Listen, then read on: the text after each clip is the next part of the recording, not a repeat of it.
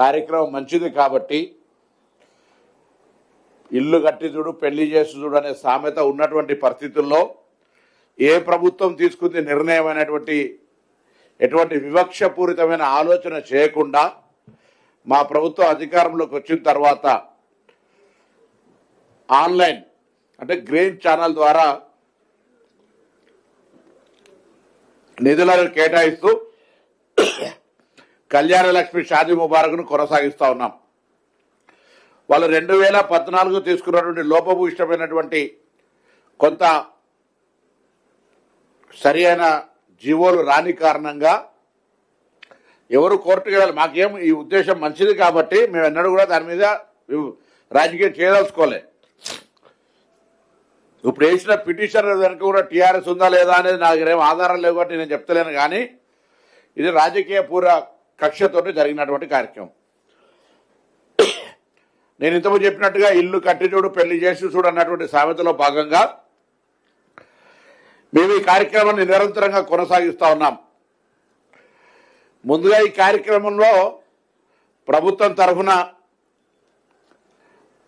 Nodal మంత్రిగా backward class welfare మినిస్టర్గా ఇందుకు సంబంధించి న్యాయపరంగా కౌంటర్ ఫైల్ చేయకపోవడానికి గల కారణము అటు బాధ్యత గల న్యాయవాదులకు సంబంధించిందా అధికారుల దగ్గర నుంచి సమన్వయ లోపమా అనేటువంటి అంశం మీద విచారణ సాగిస్తూ ఉన్నాం.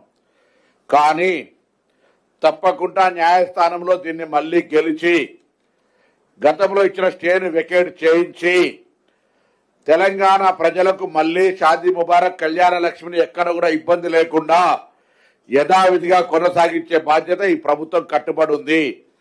తాత్కాలికమైనటువంటి రాజకీయ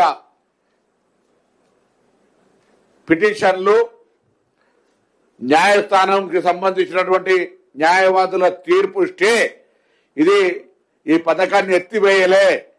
పథకాన్ని ఎందుకు కొనసాగిస్తున్నారో చెప్పడానికి సంబంధించిన అంశం మీద స్టే చేసినారు. స్టే ఎక్కడ చేయించుకుంటాం న్యాయస్థానంలో, ఈ కార్యక్రమాన్ని యథావిధిగా కొనసాగిస్తాం. ఇంతలోనే దీన్ని రాజకీయం చేయాలని నియోజకవర్గ స్థాయిలో ధర్నాలు చేస్తూ వాళ్ళు ఏదో గొప్ప పని చేస్తున్నట్టు ఫీల్ అవుతా ఉన్నారు.